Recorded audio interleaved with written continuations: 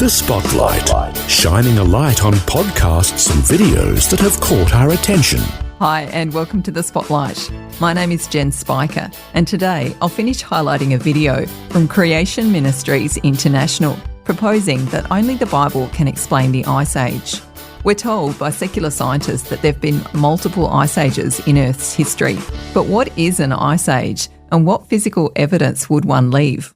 While scientists have many Ice Age mysteries to explain, such as the post-Ice Age extinction event, Dr. Taz Walker believes the biblical post-flood Ice Age model does a good job of explaining the evidence we see around us. The Spotlight with Jen Spiker. So one of the methods of the animals spreading out from Turkey, where the Ark landed, would have been via land bridges when the ice was up on the continents. Taking some of the water from the oceans meant that oceans were 50 meters lower, so they crossed across land bridges.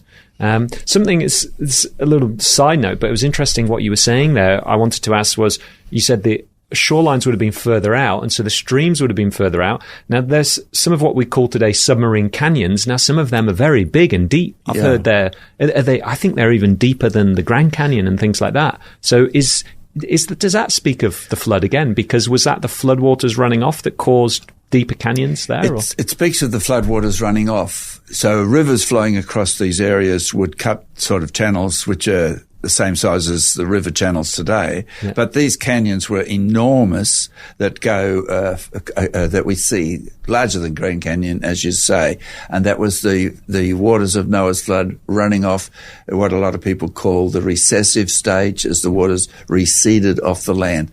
And we've got the continental shelves as well, as the waters receded off the land.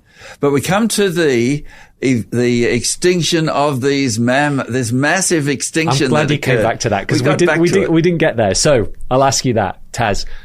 So they got there via the land bridges. They were fine during the Ice Age because of the warm oceans making the lowlands a temperate environment. But why did they die off? Why do we have this huge die-off in the fossil record of particularly large animals as the Ice Age ends? They multiplied up after the flood. So there were lots and lots of these animals, and we find the remains of them. I suppose you could call them fossils, but they're not really fossilized, but we find the remains of them, skulls of them, bones of them. And so on all the continents, perhaps not New Zealand, but that's not a continent, but on Africa and, in Europe and North America and that sort of thing. And so after the flood, the Ice Age, during the Ice Age, the conditions were excellent for animals to multiply and live. So you've got a climate that doesn't vary much between summer and winter. You have lots of precipitation. You also, we talked about that. And so you got lots of vegetation. Yeah. There's lots of water, so there's plenty for them to drink. Can you just explain, why doesn't the climate vary from like summer and winter as much now as it did in the Ice Age? Because the oceans were warmer.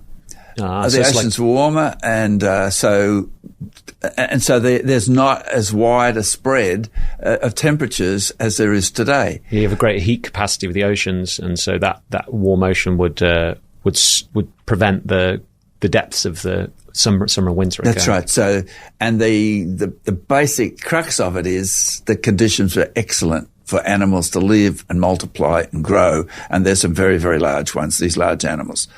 But as the Ice Age progressed and as we get through the peak of the Ice Age, the climate starts to change. The oceans cool.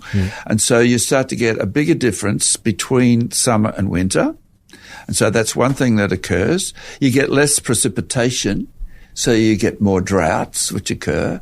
And then it also affects, with the wider temperature variation, you get a lot more wind. So there's a lot more dust blown around. And we find that in the Siberia, and that where these woolly mammoths are buried in dust. Same sort of thing that happened in North America, the Dust Bowl, they called it, when there was a lot of dust which was blown around and buried houses and that destroyed farms. So there's a lot more dust being blown around, and the winds and the dryness means there'd be a lot more fires. And so it was really not that good for these animals to live there. And so they died out. A lot of them died. A lot of extinction of these animals occurred. And it occurred on every continent where these animals were. And so that's a very, very simple explanation for this massive extinction that occurred. Plus, there's something else that ties in with this, is that, you see, the secularists believe in multiple ice ages. Yes. So in this ice age, they say it goes from 2.6 million years to 11,000 years. That's the most recent one. That's the most recent one. They've got multiple ice ages which occur, and they recognize this extinction, but it only occurs after the last ice age. Oh, yeah. So why didn't it happen in the other ice ages? Why didn't it happen in the other ice ages? And that's because it was really just one ice age. The climate was different as the ice was building, and these so-called multiple ice ages are just variations, ice advancing, ice retreating, but basically a continual build-up of this ice sheet. And it was only after the ice age peak, the last, into the glacial they talk about, it's only after that where the climate drastically changed and the animals went extinct. So overchill is a good way of explaining that, rather than being killed and hunted by humans. Overchill. So it actually got... Change of climate. So the climate changed. So coming out of the ice age, it got colder. Is that right? It was more extreme. It was colder. Yeah. Coming out of the ice age, and it was hotter in the summers. So there was a big change in climate. Right, I see. Okay. Because it seems almost counterintuitive that there was an overchill after the ice age, but you're saying because there was the more extreme variations in winter and summer, that was not as good for a lot of the animals there. So generally, I think what you're describing is this. During the Ice Age, it was a really good time to be alive, for animals at least, yes. Maybe for humans as well. It was a good time to be alive. It was a temperate environment. And so that's really not what we think. As I was just going back to my thought was earlier, that the Ice Age is, people often think about a ice ball Earth, or like this Earth covered in snow. But of course, you said earlier, that's not the most recent ice age in the secular view. That's a previous ice age. That's right. Now, you mentioned there was a problem with that. Could you just expand on that? If the Earth really was covered in snow, and I'm guessing it's something to do with the reflectivity, the albedo of the Earth at that point. Well, it supposedly occurred in the Precambrian. Yep. This one, and I want to get back to just talking about the extinction of these animals and some of the conditions. No, we'll talk about this snowball Earth. Okay. So they call it snowball Earth when the whole Earth was covered with snow. Yep. And so that means there's a lot of reflection of sunlight. Yep. And so the question is, if you do get the Earth covered with snow, and so they create this ice age, snowball Earth, how are you ever going to stop it? Get it out, right. Because you can't get the heat in to melt the snow. And so that's the problem. That's one of the issues. So that would be a positive feedback loop in that case. Well, it's just, it's sort of set in ice, in ice.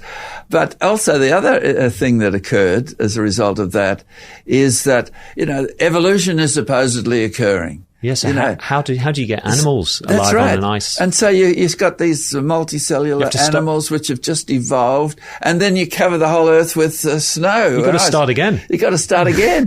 So that's the other problem is how do you explain evolution in a snowball Earth?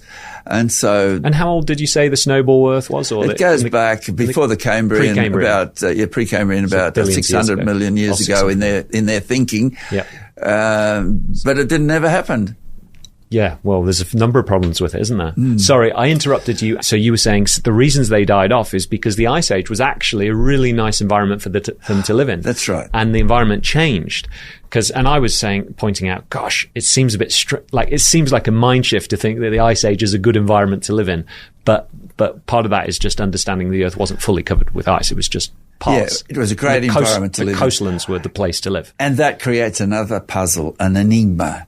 Because there's evidence that the Sahara Desert, which is a desert, was once green, lush, well vegetated. How did that ever happen? Well, of course, the early part of the Ice Age explains this with great precipitation. And so that explains the green deserts that are around in the past. Plus there are lakes which today are dried out, almost dried out, which there's evidence in the past they were full of water and teeming with life. And so they've dried out as a result of the end of the Ice Age and the reduction in precipitation. So there's a lot of interesting features like this which are puzzles. And for people who are interested in the environment, they're trying to figure out what happened in the past and how can we avoid it in the future. You'll never solve these problems if you don't really know what happened and you don't really understand the global flood and the effects of the change in climate immediately after the flood and why it's different from today. You really need to take account of that. Wow, that's amazing, because I've seen that in the Sahara Desert. When they've taken satellite images, they can see drainage basins, so they understand these used to be huge lakes, and there's a lot of lakes that are empty today, as you're saying. But I think what you're telling me, Taz, is that the only way to explain those lakes existing in the past is if there was a higher amount of precipitation and rainfall in those areas that are closer to the equator, less close to the pole, that are now more desert areas. And that's explained by the hotter waters of Noah's flood. That's exactly right. Yeah. So you can see the Ice Age, it's a big, multifaceted topic, isn't it? It covers so many things, and it illustrates just the vast difference in thinking between those secular scientists who don't believe that the global flood really happened. They don't believe the history in the Bible. They think they can piece it together by looking at the rocks and then coming up with these hypotheses in their own minds about what might have happened. It's sort of brainstorming and speculation. But once you understand the flood, it explains a lot of things. It's such a contrast to what we see scientists in the world and what we hear in the media today. And so the global flood makes a big difference to understanding that. Plus, it helps people to see that the Bible works in that way. So it's reliable, it's trustworthy, and so you can trust what it says in other areas. You can trust the geology, you can trust the climatology, you can trust the ASI geology and all that sort of thing.